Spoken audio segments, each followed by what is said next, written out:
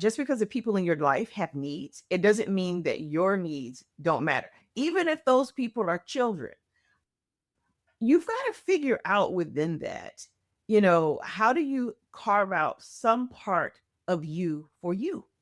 You just, I love the kids. I love the parents. I love all of these things, but you've got to reserve. It's almost like paying a tithe to yourself. You've got to take some part of that.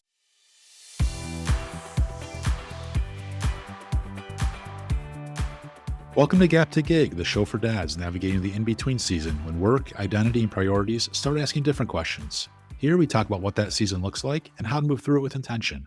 I'm your host, Michael Jacobs, and today's guest is Mylena Sutton. Known as the leadership fanatic, Mylena is a consultant and growth coach who helps people face the conversations they've been avoiding, both at work and at home. Her core belief is simple but not easy. All leadership is personal. The way you show up in one part of your life shows up everywhere, which means the habits, patterns, and conversations you avoid at home don't just stay there. They follow you into your work and everything else. She's also the creator of The Leadership Drives, a podcast where she travels across the country interviewing people about what actually drives them to lead and live the way they do. Mylena pushes people to align everything, not just optimize pieces. And she's known for saying the thing people are already thinking but haven't said out loud yet. Mylena, I'm really excited to chat with you today. Welcome to the show. I'm so glad you're here. Thank you. I am looking forward to our conversation. I appreciate the invitation. Likewise. So one of the things that stood out to me right away is this idea that there isn't a quote unquote work version of you and a home version of you. It's Yeah. just you. It's you. So I kind of want to start there. Mhm. Like when you look at dads right now who are trying to show up at work and at home, where do you see things starting to break down? At first and foremost, there's this idea that frankly you are different at home versus being at work, and that's just simply not true. What happens in different environments, you are concerned about different consequences. Hmm. So think of it this way: the people at your job, they might like you, but they may not tolerate as much from you as your family members might. And therefore, we take liberties with the people who are in our personal lives. But if, in fact, if we're honest with ourselves, if the consequences were equal in the same environments, our behavior would be. Give you an example. I did a social media survey with an HR group that I was facilitating a workshop for. And I asked them about their conflict styles at work. And then I asked them to talk about their conflict styles at home. And almost every one of them said at home, they were sometimes perhaps a little bit more confrontational because they didn't necessarily have the same fears. Whereas at work, perhaps you're worried about an ongoing pettiness with the coworker, that kind of thing. At home, you feel safer, you behave differently. That's so interesting. I never really, when I think about it, I don't put a lot of thought into the environment Mhm. that I'm in, right? Mhm. Or like which group of people I'm with. Is it like family, friends group, or is it a work group, right? I just kind of go by default into whichever environment I'm in and just kind of interact. But when you break it down, it makes so much sense to me of like, okay, yeah, I do behave differently in different environments, Mhm. right? And like you said, there's like a comfort Mhm. level there or a difference in comfort level between home and work, Absolutely. whether And part of what you're doing too, in terms of that different comfort level, when you go into different spaces, your agenda is different as well. Think about it. You want to be regarded differently at work, and you may not care how your Uncle Tony feels about you. It's we right. behave in a way where I don't think we realize that we can be subtly manipulative as people, even if we're not conscious of it. When we go in spaces, we're looking for two things: either safety or to get what we want. And that dictates our behavior. That's a great point. When you say that we can be manipulative, are we also manipulating ourselves? I think sometimes we are honest with ourselves. We don't do necessarily that personal internal work that we need to do to ask ourselves what's driving our behavior. I also think the word manipulative has a negative connotation to it, when in fact, I think that's just kind of human nature. I Yeah. feel, we aim to get what we want. It's almost kind of like what survival is in a way. We Right. are doing the thing that we need to do to survive. And I think part of how we manipulate the environment, frankly, is again going back to what do we want from the space? And Sometimes we delude ourselves about what our real motivation is. Right. And sometimes we avoid the conversations altogether, right? Like, Oh, absolutely. and you've talked to me a lot about like avoiding conversations or avoiding conversations. Where do those conversations that we avoid start to show up like at home and work? Like, why do we avoid certain conversations? I think it's pretty complicated sometimes about why we avoid. Sometimes we are worried about exposing ourselves, and sometimes we are worried about the other person. But oftentimes, what avoidance really is you feeling stuck. It's this idea that no matter what I say, no matter what it is that I do, there is no way for me to win here. Somebody's going to come out with the bruise, whether it's me or the other person. And we don't often give that enough credit in the sense of what it means. Not that I'm avoiding because I'm just a terrible person, I'm lazy, but I actually feel stuck. I'll give you an example, and I'll give you a couple different examples. I have some clients who have challenges at home, but they don't want to come home and give their spouse the impression that they are combative, that they are not agreeable, that they're constantly nitpicking.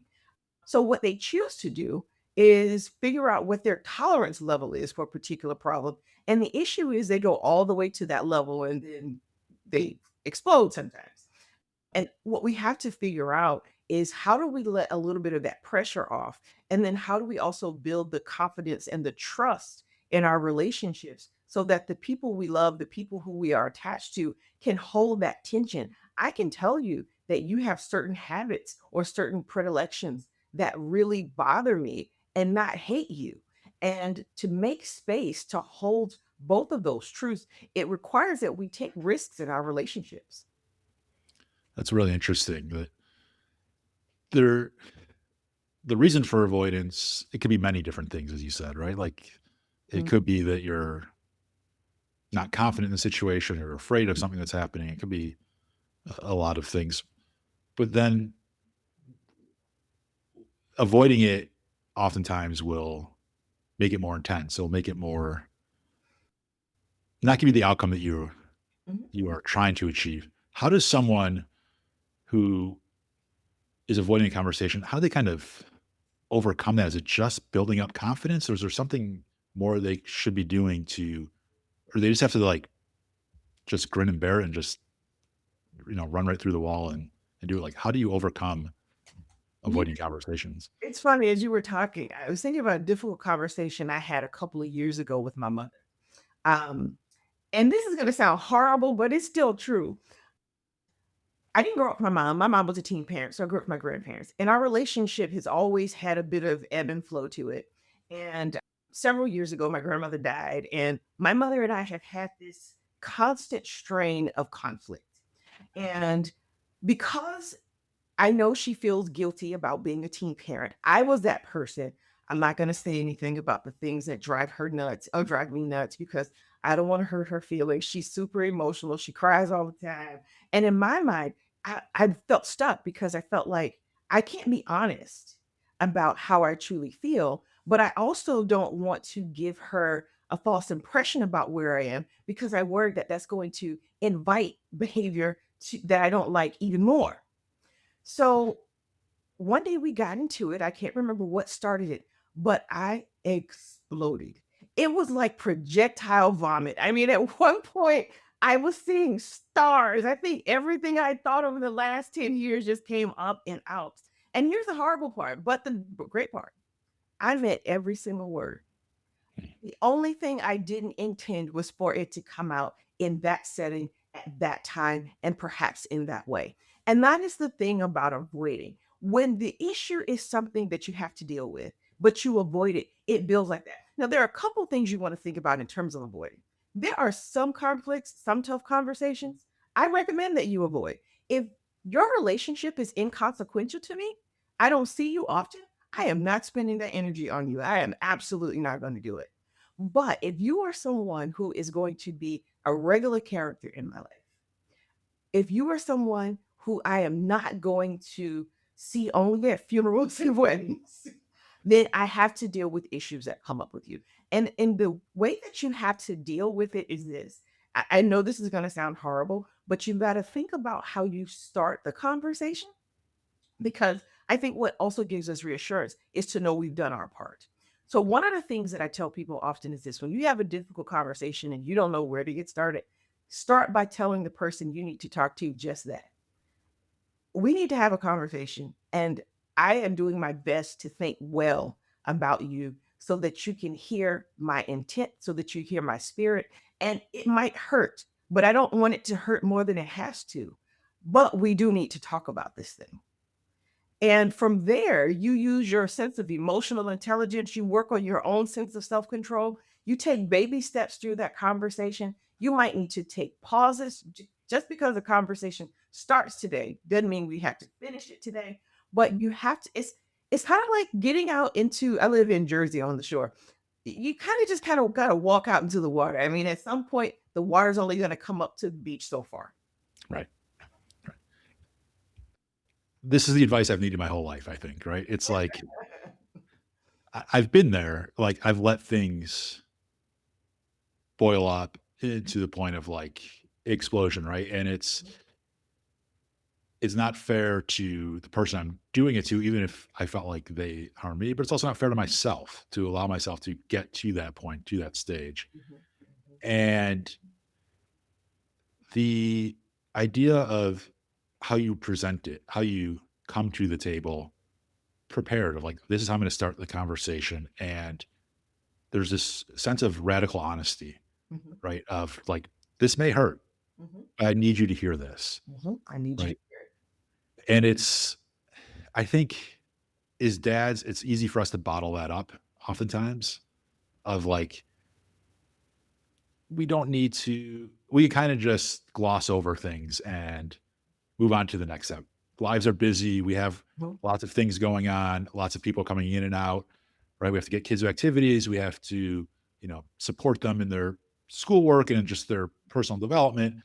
And we don't take enough time to think about what are the things that are affecting us? What are the things that we are avoiding that maybe if we took just a couple minutes to think through that, we can address some of those things so they aren't a burden on us, so that we can then show up more for others. And I think what you said is probably the first practical strategy I think I've ever heard for how do you avoid those avoided conversations? Or mhm, how do you address those avoided conversations rather? Because you make it sound so simple. And it's like, why haven't I been doing that for, mhm. all my life?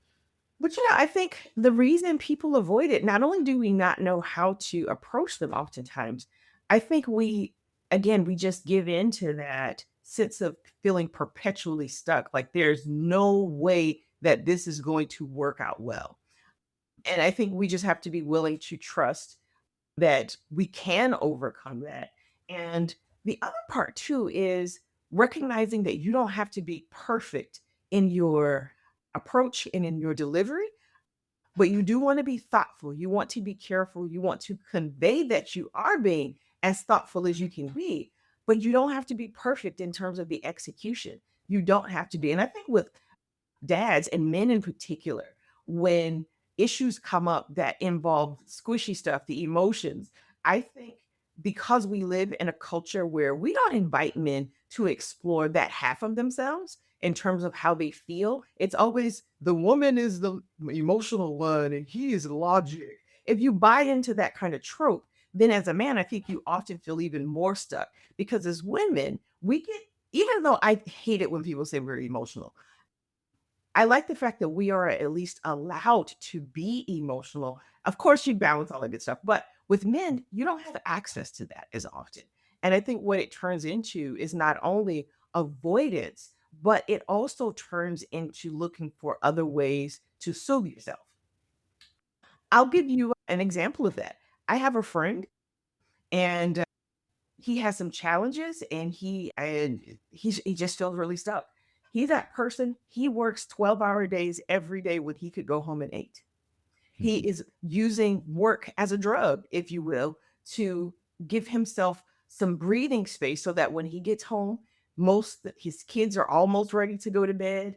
So not a lot of time with that. He and his wife, they become ships passing in the night. And I'm like, dude, go home. Yeah. Go home. You've got to face that. Right. Yeah. And it just, you're building up, right? Like Mhm, the more you avoid it, the more pressure that builds. mhm. And at some point, you can't work 24/7. No, you can't. Right? You do have to go home and rest, and it's going to get more and more difficult to rest and recharge and do those things if you've built up this sense of stress at home, or And vice versa, right? Like, they know that something is off too. It's kind of like, okay, so both of us are gonna pretend like the elephant isn't at the table. right, So it's not like we're missing it. We're just again, we're dancing around it. right, right. There's something you said earlier too that really sticks with me of like you the ones that you don't avoid conflict with are the ones that are perpetually in your life, Mhm, right? Are the ones that you are going to see on a regular basis. And you only have so much time in the day, mhm, right? And so it's like, how do you best use that time, right? We all have limited number of hours in a day, a limited number of days in the week. mhm. Do we spend all our time just going off on people, or do we just, like we got to pick and choose our battles? Like, how do we make the most of our time, right? And it's the ones that we care about most, the ones we spend our time with most. Those are the ones we have to address. And there are some that are just they're not worth your time, Mhm. right? And it's you're you see them once every 6 years, Yep, yeah, right. I'll just let it go, and I will focus on like, not only do I have a limited amount of time, but I have a limited amount of energy. yep. And to address these things requires energy, Mhm, mm, right? And so it's like, how do you figure out like where to spend your energy? Well, first thing is which ones are actually going to affect your life. And it's the ones that are there that show up regularly. I think it's so important. I just want to call that out mhm. because it's so easy to be like, okay, well, I've got all these different grievances, right? Or I've got grievances with two or three different people. You really only have so much energy to address Mhm. one, I don't know, maybe two at a time, right? But it's like you're not gonna be able to do everything. So which ones are most important to I to I would addressing first? I would say this, in terms of addressing your conflict, I kind of have some patterns and things like that. So, like you, look, I have lots of things to do. I'm not addressing every little thing that bothers me. So, first and foremost, some things we've got to also look at is, are these just the petty things of life? You know, or is it something that's going to become a pattern? And that's what I want people to look for. The first time something happens that really drives you nuts or really sits with you the wrong way, consider it. Think about what happened. Memo to the file. I hated this. And maybe you decide to sit on it. If that same thing happens again, particularly in a short interval, that's your key that you need to have a conversation. Because by the time the third incident happens, you're gonna already be halfway up conflict mountain. You're on your way to the summit already because in your mind, this is a pattern now. But for that other person, they may not know just how much it annoys you or whatever that behavior is. So again, the first time you may decide to let it go depending on what it is, but take note. Yeah. The second time, we need to have a conversation. The only thing I would say with respect to the second time, I wouldn't have the conversation in the same breath that the situation happened because at that point it's like a flash fire. You're mad, you're ticked off, but when you've gotten to a point where, okay, I'm calm enough so that I am not yelling or have a hostile body language, I need to have a conversation. That great point of like separating yourself from the situation in order to address it first, right? Mhm, I found that useful myself of like in high conflict scenarios that it's very easy to respond with emotion mhm, in the moment, right? But when you separate yourself, you're able to calm that emotion and then address it in a more, for me, I guess, productive pattern or proactive pattern of like, okay, this is why it bothered me. This is how I would like to see it go forward. How do we mhm, make sure this changes so that we don't keep having this situation mhm. occur? Do you think, you talk about patterns. Are the patterns what caused resentment? Is it the repetition that is causing resentment? Or is it the actual action that is causing resentment? Or is it both? I think it's a couple things. I think oftentimes when something really bothers us, we don't necessarily recognize that we ourselves bring certain things to the table. You've got to ask yourself, why does that one particular behavior drive me nuts all the time? I'll give you an example. One of my friends, granted, her parents were educators, but even if it's just girlfriend conversation, you say certain things, she feels the need to correct or to explain. And one day I said to her, I am not your student. I'm not your kid. Stop explaining crap to me. And she had no clue how annoying that was. Now, the issue is interesting. She saw it as simply normal. She saw herself, I guess, as a teacher in our friendship. And then for me, I think part of what bothered me and the unspoken thing about that, we come from very different cultural backgrounds. And I saw that as a different type of slight. Who are you talking to? So, with respect to that, you've also got to be willing to look at what's being triggered for you, because sometimes we don't recognize it's not always just the other person. Sometimes they need to be made aware. And then there Right. are other things that, even if it is a cultural difference, or even if it's something with you, are you not worthy of the kind of respect and relationship that you need, so that you're not always quieting certain parts of yourself? And that goes back to something you said earlier. You owe it to the people that you are in community and relationship with to say something before you blow up, because while your grievance is often valid, how you handle it is what matters. And with Right. that being said, I often find too, sometimes we go off on people and then we avoid them after the fact because we are ashamed of our behavior. Yeah. So, with respect to that, you've got to figure out, hey, I need to talk. I need to manage these patterns that I see. I need to ask myself some questions. And then I need to remember that even if I'm having a moment where I am really upset, that is still a person that I love and I don't intend to cut them off. Yeah. That's such a great point of we tend to, when we are feel slighted or we feel resentment, we feel like, we get these negative thoughts. Maybe it's anger, maybe it's Mhm, sadness, whatever it may be. And it's so easy to take it out or express it verbally very quickly. mhm, But then how does that make the other party feel? Like, how willing are they then to change? Are they more willing to change because you exploded at them? Are they more willing to change because you took a measured approach with them and you gave them the respect that they felt like, just like you felt slighted when your friend was teaching you mhm, or was quote, quote unquote teaching you or trying to teach you. It's, there's this like level of almost condescension there of like, you know, mhm, I am not beneath you or I'm not less than. So if you want somebody to make a change, if you show them the respect up front, is it easier then for them to make that change? Or are they more willing to make that change than if you exploded them or treat them in a negative light? And I think from my experience, typically when I address something in a more measured approach as to a more emotional approach, I seem to get the buy-in much easier, much quicker. mhm, And now in retrospect, I'm thinking like, okay, that's probably because I am showing the kind of respect that I would like to see back. I'm demonstrating that to them, and whereas if I go at them if I blow up and I, start yelling or just verbally, not treating them well, they're gonna be like, well, it's gonna put them on the defensive, mhm. right? Whereas I'm not providing them the opportunity to be like, yeah, you know what? On second thought, you're right. Like maybe I can make a change, or maybe I don't agree with you, but I think we can come to some sort of agreement because at least, we're not making it confrontational. We're making it easy for them to stay at the table and have the discussion.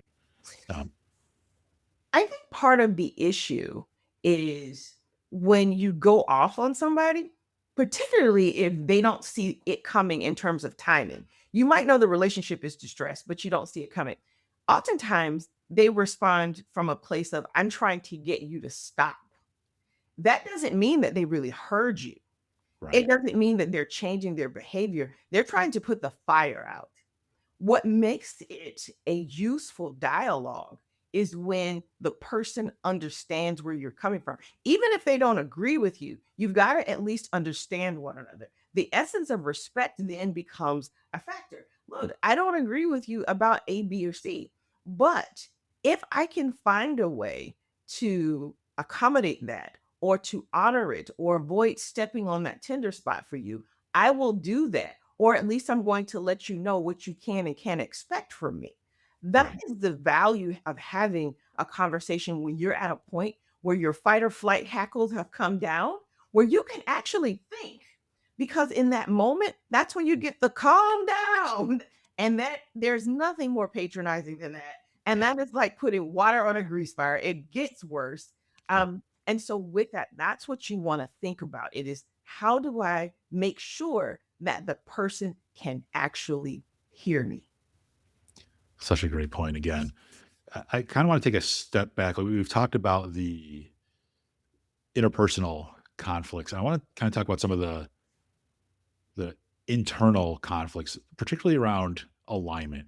Mhm. It sounds great to be aligned between work and home and all your responsibilities, but it also, same time, can feel abstract. Okay. What does it actually mean for a dad or for anyone to kind of align everything in their lives? My definition of leadership actually is alignment. Right. So the way I look at it is like this.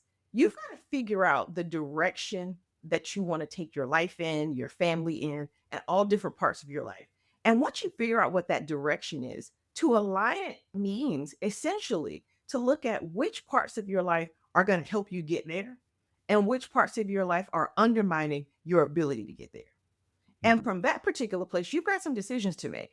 Either you're going to slow down the pace of your journey, you're either going to accept that you might not make it if you have too many of those things, or you're going to have to make some decisions about how to make adjustments, perhaps how to cut some distractions, how to get the people in your life to understand that you're oriented toward this particular direction and you are inviting them to come along. You're inviting your children, your family to come along. And we've got to figure out what are the things that we need to do so that we aren't cutting off our noses to spite our own faces. And that's really the essence of alignment, is really making sure that all of our effort takes us in the direction where we want to go. Right. And that alignment is both between work and home, right? Like, and it could go kind of in both directions. Of sometimes this is more of a season of work where I need to put more attention into what I'm trying to. I have this big goal at work that I'm trying to accomplish, and that means I might need to, you know, be at work just a little bit longer or have work on my mind a little bit more. But I need to also still take care of my family. But I need to let them know, hey, I've got a little bit more going on right now. This is kind of the adjustment we're going to make temporarily. And at the same time, it could be the other way around of like, I need to spend more time with my family right now. I need to take a step back from work. And if I can afford to do that, how do I do that? How do I still maintain what I need to do running my business or working for whoever I'm working for, but also, get that job done, but also be there for the ones that matter to me most. Maybe there's some big thing that my spouse is working on, or maybe there's something that I want to be there for my kids. Maybe there's a health thing, whatever it may be, of just finding that alignment between what is important in that moment, but also help you get to your long term goals. So I guess it's really a long winded way of saying this kind of entails, it's all encompassing, right? It's not just work or home or self. It is all the things put together. Is that a fair assumption in terms of what we're trying to align? Yes. And it is also the kind of thing that I push back on with respect to saying that there are times in my life where work takes priority. No, work doesn't take priority. If your family is first, your family is always first. Yep. What you might find is that you might have to have some conversations, you might have to have some adjustments. But when you start choosing what your North Star is, what your values are, that is what makes them your values. It is nothing compromises these things. You might have to say to your partner, I have a meeting coming up that it's going to take me 2 weeks to get ready for, and this is how it's going to affect our family life. But I'm going to make it up to you. Not just that you have to accept this pivot, but making sure that you always keep it out front. It's kind of like, just take it on a very simplistic level. For me, my family reunion is anathema to my diet. So when I'm there, I'm like, okay, so I can't do all the things that the cousins do. So while they are up at, bottomless brunch, I need to hit the gym. I might hang out with you all. I may have had an extra serving of whatever, but at the end of the day, I am not going to make that trade off. I recognize it's like a bank balance where you make withdrawals, you've got to make deposits Right. and constantly hold that tension and challenge yourself not to allow yourself to make it something that's up and down according to circumstance. Because if it's up and down according to circumstance, is it truly the thing you value? That's great. Great point. It's hard to think about sometimes, right? Because of like we it's very easy to look at the binary of like work, home. Mhm. Got to do both. I prioritize my family. I want to make sure I'm there for them, but I've got to earn a living. But it's more nuanced than that, It is. And right? think about it like this too. Because you're clear that family matters to you most, think about this sense.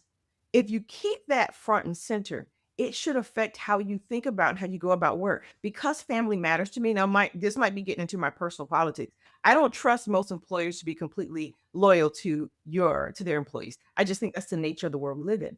And if you value your family most, then you also think about how do you manage your sense of finances with your family because you don't want to put yourself in a position where everything that you are able to provide to your family comes from your job or that you spend to the max level of what you can afford because if family is really first, then preserving that unit is part of that thought process too. So when Right. you're talking about alignment, you're looking at how all of these pieces come together and looking at again, how do we move in this particular direction in such a way that we respect this value that we set? Great point.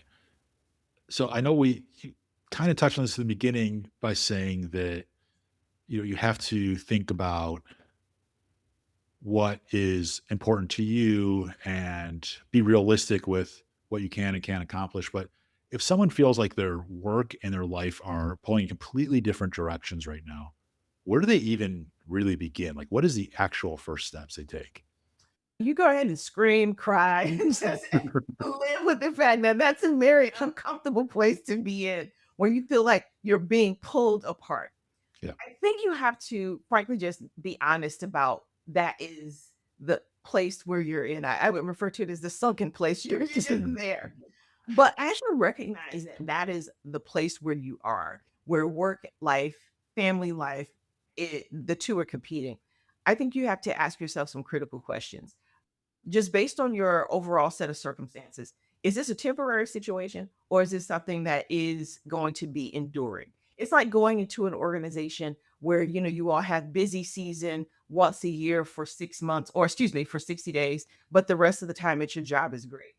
That's a different decision than 10 months out of 12 the year is crazy. Yeah. Right. And so what you've got to think about is what am I really dealing with? Is this an acute situation that's going to be over soon? And then I can figure out a way to power through. But if I have a situation where it is what it is, and my job is always going to pull me away from what's important to me, whether it's my family, whether it's a hobby, a business that I want to build, then what I've got to accept is that while I need revenue, I need income.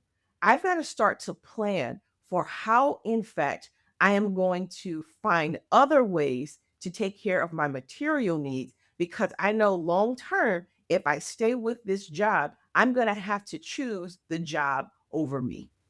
Yeah.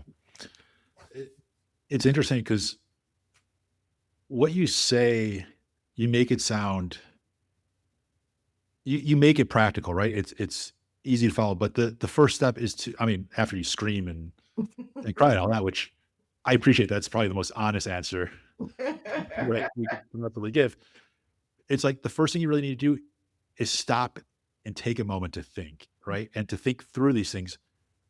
But I think as dads, we often rush through that process. We don't allow ourselves the time to actually sit down and think about like what direction I'm going to go. But there are pockets of time that we can find to do that. Even if we have super busy schedules, we're working all day, and then we got to drive our kids to one practice, another kid to a recital, another kid to do Mhm. this, and you have to get dinner on the table, and you have to do 58 different things. There are times, even if it's a couple minutes here, a couple minutes there, maybe it's in the shower, maybe it's while you're prepping dinner, maybe it's on the car ride home from work if you don't work from home. there are times to do that. And I think it's helpful for us as dads to remember that, like, yes, we have these responsibilities at work, we have these responsibilities at home. We know roughly what our priorities are. We have to also remember to take time for ourselves to think through, like, what is important to us now, Mhm. right? Because we evolve as people too, right? Like, what we wanted in our 20s is probably very different than what we want in our 40s. It's probably very different than what we want in our 60s Yes. and everywhere in between. And so we do have to stop and remember to think for ourselves. What is it that we want? What is working? What's not working? And it's easy to avoid things, like avoid that conversation with ourselves too, right? Like, Yeah. we talked about avoiding conversations with others, but there's also the conversation with ourselves. Like, what do we really want? What is, like, as you said, our North Star, and how do we stay true to that? And not bend to whatever the circumstances are now. And we have to find ways to make the time for ourselves to think. It doesn't have to be like, I need to block out a full weekend of, alone time of, I need to go book a hotel room and be by myself and think through this and plan this all out. Right. It doesn't have to be that. It doesn't It have. could be 5 minutes in the car, right? It can be just like, okay, I need to start thinking about this and figuring out, like, is this working or is this not working? What adjustments do I need to make? Like you said. Think part of it too is also recognizing that just because the people in your life have needs, it doesn't mean that your needs don't matter. Even if those people are children, you've got to figure out within that, how do you carve out some part of you for you? You just, I love the kids. I love the parents. I love all of these things, but you've got to reserve. It's almost like paying a tithe to yourself. You've gotta take some part of that. So, to your point, one of my favorite authors, she said when she decided she wanted to write a particular book, she says she looked at her life and she decided there were only 2 things that she needed to do. She needed to make sure her kids were okay, and she needed to write. She said she cut everything else off her list that she didn't have to do. No more PTA meetings, no more volunteering because this matters to me. She also said before that point, she was working on writing her book when she was driving into New York. She said sometimes the traffic going into the tunnel was forever. So she was like, "Well, I got 10 minutes, You've gotta insist that you have some space for yourself, whether that's getting up in the morning and you have a cup of coffee and you pray before you start your day, whether you take half of your lunch hour and you make it clear to your coworkers, it is never okay to ask me to go for a working lunch. I'm going to go walk every single day, even if that means you just go hide in your car so you just breathe a little bit. Yeah. But you've got to find a way to insist on the parts of your life that give you some sense of control over what's happening to you and that give you the opportunity to make sure that you are getting from this life things that make your life whole, if you will. Yeah. Absolutely. I mean, you have to take care of yourself in order to take care of You do. others and what else is important to you, right? So if you don't take care of yourself, you're not gonna be able to show up at work. You're not going to be able to show up for your family, your friends, those that matter to you. And I kind of want to take this to the next level. You've told me about something that I just think is such a great idea, that you've told me before about having some level of financial independence so you're not stuck taking whatever comes your way to work. And you call it, and I love this, a go to hell fund, Yes. right? Which is so great because straight to the point, right? Mhm. And how does having that kind of optionality change the way someone shows up at work and at home? I think it's the equivalent of what we say about old people. See old people have no filter. I'm Yeah, not, I'm not suggesting that you're that bad, but you get close. It's yeah, even something as a small business owner that I notice with myself. Part of the work that I do with my clients, I kid you not, some of the things that I can say to my clients are things that the people who work there every single day wouldn't dare say. But you know why I can say those things? Because even if this client does not like what I said, I have other clients. All of my resource doesn't come from this one person or right. this one organization. And the same thing is true when you have some resources, your own go to hell fund. It's not like you're looking to play it like an Uno card and be out, but ultimately it allows you to not have a situation where what you truly value is always up for sale. Right. It That's good. gives you just that confidence and that ability to say, I know I'm gonna go to my grandpa's funeral. I understand that you're saying you're not authorizing time off. Grandpa, I'm going. Yeah. My kid, I really actually do wanna participate in blah, blah, blah, and, most of the time I'm here, but I told you weeks ago this was important. I'm gonna go. Yeah, absolutely. Yeah, I kind of think of it as like an investment portfolio, right? They say diversify your investments. Mhm, Don't put everything in one place, right? Like just like you're diversifying the number of customers that you have or clients that you have so mm. that you can be more forthright with them and not be afraid that you lose one of them. Having that optionality of having that financial independence allows you to kind of pick and choose the direction that you want to go, right? Or be prepared to make a change at a time that works It for takes you. Yes, it takes away that fear that looms like a cloud when you think of, this person is my boss and they control my paycheck.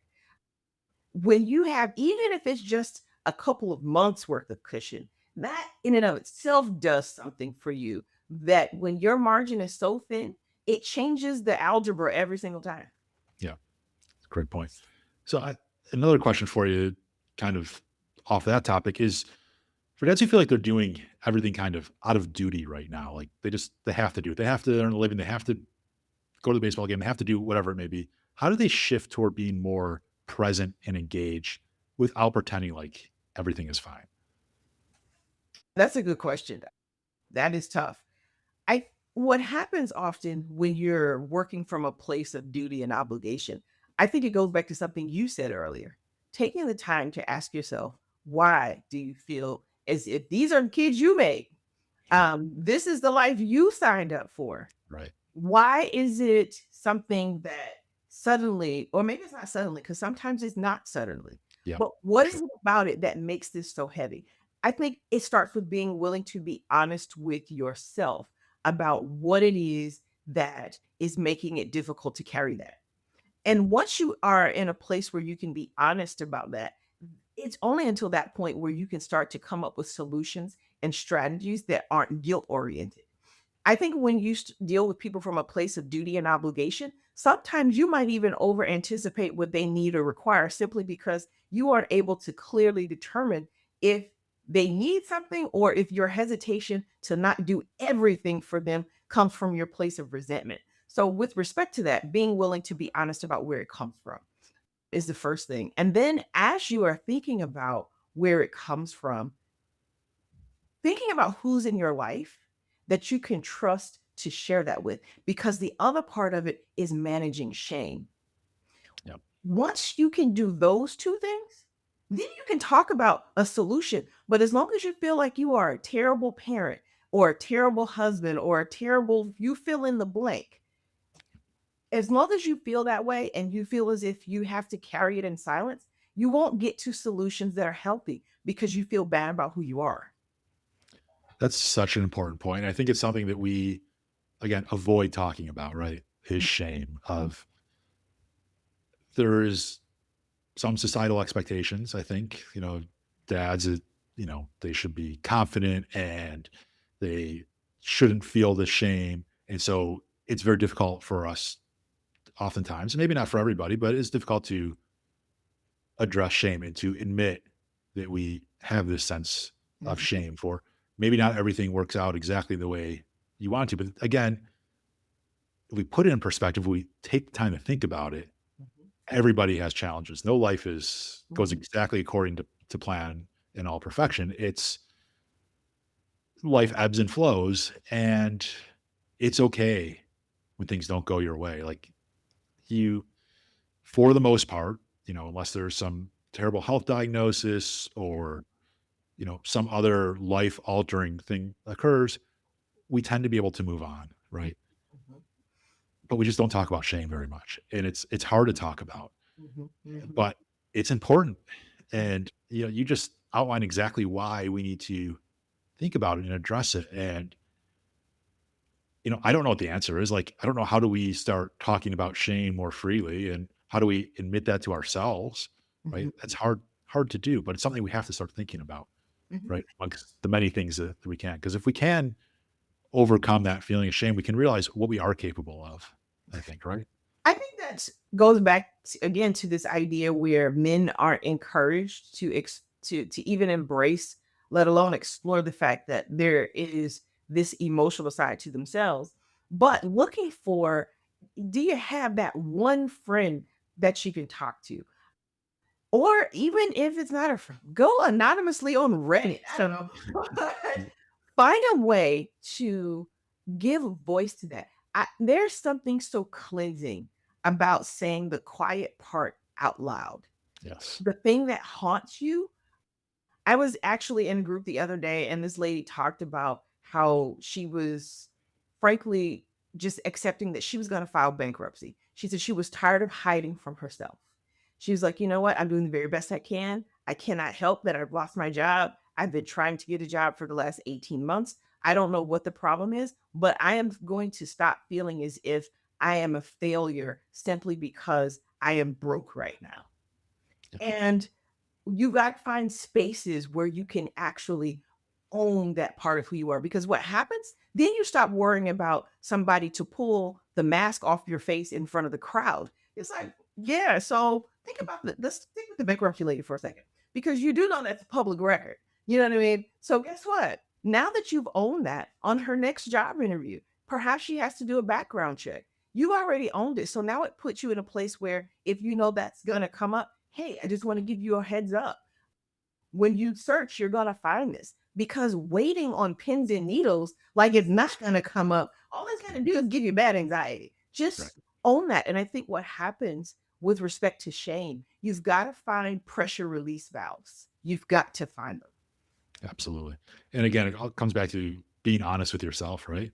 Like we've been talking about this entire time of we got to have radical honesty with ourselves because otherwise we're going to expend our energy Mhm.